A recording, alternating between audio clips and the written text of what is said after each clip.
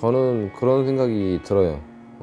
제가 이제 그런 고민 중에 하나도 어느 한 일을 하기 전에 뭔가 내가 이거를 하려고 하는데 주위에 굉장히 많이 브레이크 걸리는 일들이 많은 거죠. 제약이 많이 생겨서 뭔가 이걸 하기 위해서는 다른 걸 해결을 하고 해야겠다라고 생각한 적이 굉장히 생각보다 많거든요. 저 일상생활의 모든 일들이. 근데 막상 이 일을 해결하고 나서 그때 할 때가 되면은 또 이게 더 잘 안 될 때도 있어요. 그러니까 뭔가 그냥 안 돼도 좀 부딪혀서 가서 그냥 결과를 만들어야 되지 않나라는 생각도 조금은 하긴 하거든요.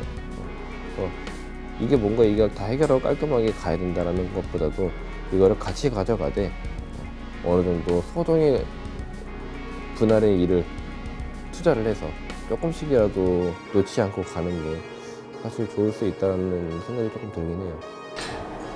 근데 저는 그런 환경이 지금 있었던 사람이 아니기 때문에 좀 감이 안 올 수 있는데 어느 정도로 시간이 안 나시는 거예요? 일단 아이가 어리면, 그리고 어린이집을 안 다니는 상황이라면은, 그리고 또 저 거의 계속 있어줘야죠. 그러니까 항상 어떤 사고나 이런 거에 대비를 해줘야 되고, 부모라는 위치 자체가 이제 그런 데서 핸들링을 잘 해줘야 되는 입장이다 보니까, 그래서 요새는 좀 이제 아이랑 와이프랑 이제 잠들고 난 이후에 개인적으로 그림을 그려서 연습을 한다든지 아니면 머신 같은 것도 만지고 그런 시간을 그 이후에 이제 갖거든요. 진짜 근데 이게 거기밖에 시간이 없어요. 가정을 키우시는 분들 같으면 진짜로 뭔가 낮에 이렇게 같이 일을 병행하기가 어렵고 다 이렇게 잠들고 나서 또 새벽 시간을 이용할 수밖에 없기 때문에 그래서 이 체력적인 것도 막 좀 준비를 해야 되잖아요. 낮에 너무 파이팅 넘치게 있으면은 진짜 다 잠들고 나서 뭔가 하려고 해도 또 내 체력이 안 되기 때문에 힘들어지는 거고 있고 또 어떻게 보면 또 그 다음날 또 아침에 또 움직여야 되는 일정이 있기 때문에 또 새벽에 너무 또 무리도 할 수 없는 어떻게 보면 진짜 그리고 이게 그림을 그려보다 보면은 조용한 시간대에 더 집중이 강하게 될 때가 있거든요. 근데 아까 말씀하신 것처럼 저는 총각 때 그런 시간을 즐기고 다음날 활동을 해도 괜찮았는데 아침 일찍부터 스케줄이 시작될 수도 있고 새벽에 아이가 깰 수도 있고 여러 가지 변수들이 많아요, 생각보다. 그러다 보니까 스스로 자꾸만 덜 하게 돼요.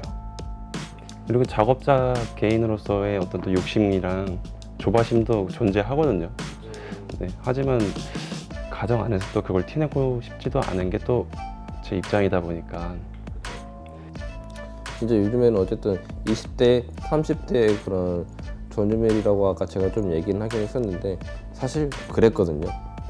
진짜 20대, 30대 분들의 그런 문화였고 그런 분들이 주 고객이고 그런 사람들이 대부분 이제 타투 활동을 하는 타투 아티스트 분들이 굉장히 많았어요. 타투 어분들이.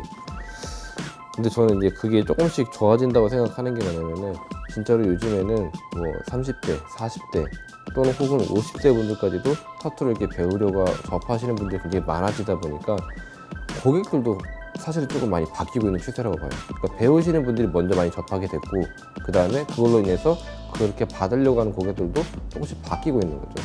그래서 지금은 옛날에는 20, 30대 전유물이다라고 하면 지금은 20, 30대 또는 40대 전유물로 바뀌고 있는 시대다 보니까 아직은 그런 게 없겠지만은 뭐 나중에 조금 더 추후의 그런 시일의 연도를 보면은 뭐 예를 들어서 뭔가 타투 작업적인 것도 파트타임으로 뭔가 일할 수 있는 그런 조건적인 근무 환경이 만들어진다든지 또는 그런 작업들을 받으려고 하시는 분들이 또 생겨날 수도 있다라고도 좀 생각은 들어요. 물론 비중은 굉장히 적겠지만은 그래도 좀 그런 희망적인 부분들을 바라보고 고민을 조금 해결해 나갈 수 있는 시간을 가지는 게 조금 좋을 수 있다고 생각이 조금 들긴 들어요.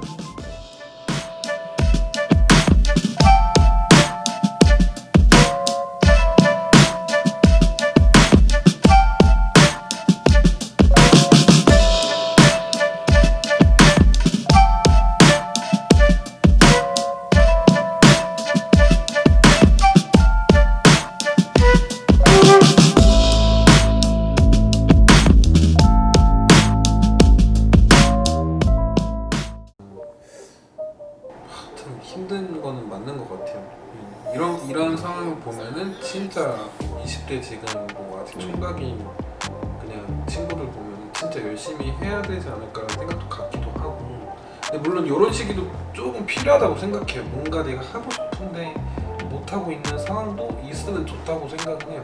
그래야지 뭔가 내가 다시 이 일을 더 집중해서 접할 때 이걸 오래 갖고 가는 거 같아요. 개인적으로도 요새 그런 걸 많이 느꼈던 게 저희 수강하시는 분도 수강이 끝나고 지금 타투이스트로 생활하시는 분들 중에 나이가 좀 있으신데 한 10년을 고민하셨대요. 그래서 회식날 얘기가 뭐냐면 여러 술자리에 그 타투 하시는 분들이랑 같이 뭔가 내가 교류하고 이렇게 술을 먹는 것 자체가 되게 좋다고. 그냥 같이 있는 것만 좋다고. 왜냐면 그거를 생각해왔던 사람이니까 그런 얘기 하시더라고요.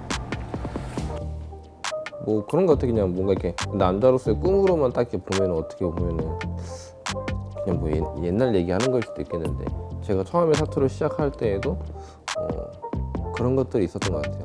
뭔가 주변의 응원이 굉장히 필요했었던 것도 있었고 그리고 뭔가 대의를 위해서 굉장히 또 포기해야 되는 것들이 있었기 때문에 진짜 많이 포기했던 것 같아요. 뭐 먹을 것도 당연히 먹고 싶은 거 못 먹었던 거는 너무 당연한 거고 뭐 하루에 한두 끼 먹는 것도 너무 당연했고 휴대폰도 개통이 안 돼 있고 그냥 공기계로 해서 이 와이파이 터지는 데서만 썼었고 컵라면만 많이 먹고 뭐 그랬던 것처럼 뭔가 이렇게 포기해야 될 것들이 있어야만 그거를 또 투자할 수 있는 것들도 있다고 생각이 또 드는 것 같아요.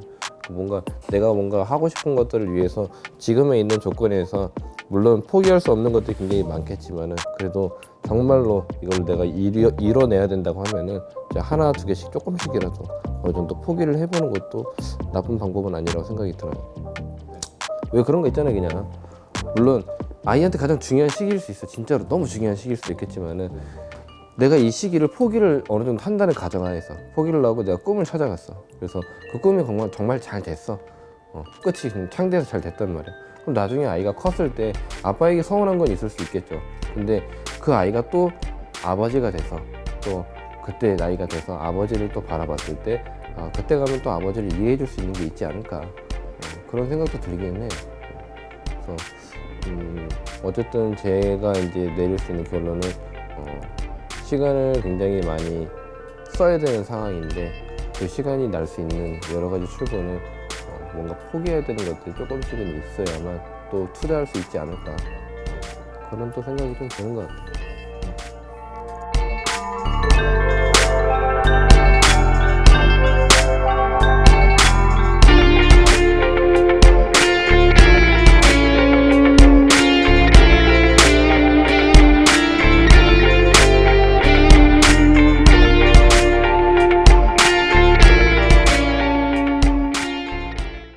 오늘 어쨌든 고민을 굉장히 많이 얘기를 나눠봤는데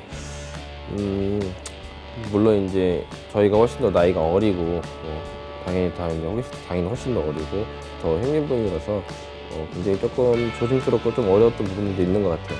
근데 이제 막상 얘기를 나눠보니까 이게 어떻게 보면 또 미래 호기심 고민일 수도 있잖아요. 이게 또 그러다 보니까 조금 더 이런 고민들이 더 깊게 좀 다가왔고 저희도 한 번쯤은 더 생각을 해보고 그런 것들을 경각심을 더 가지면서 열심히 해야 될 이유를 또 찾은 것 같아요. 그래서 더 조금 더 뜻깊었던 그런 고민이었지 않나.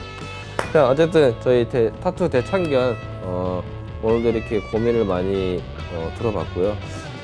앞으로도 이제 많은 분들이 고민이 더 많이 있을 것 같아요. 이런 고민 말고도 훨씬 더 깊은 고민도 있을 거고 조금 더 유쾌하고 재밌는 고민이 있을 수 있기 때문에 그런 고민을 가지신 분들은 언제든지 저희에게 연락을 주시면은 이런 대화를 한번 나눠보도록 하겠습니다. 자, 어쨌든 2부에서는 호계 선생님이 조금 더 술 한잔 먹으면서 심도 있는 그런 얘기를 하기 위해서 또 두 번째 자리로 한번 이동해 보시죠.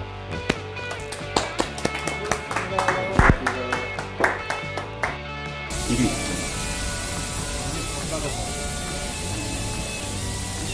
좋은 선생님이랑 어제 술 마시면 좀 재밌더라고요. 위하여!